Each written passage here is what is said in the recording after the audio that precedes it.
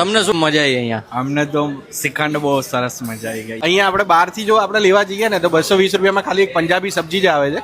બાકી અહીંયા જો ગીર કાઠિયાવાડીમાં આવે તો 220 રૂપિયામાં તમને ફૂલ આઈટમ છે, બધી જ વસ્તુઓ.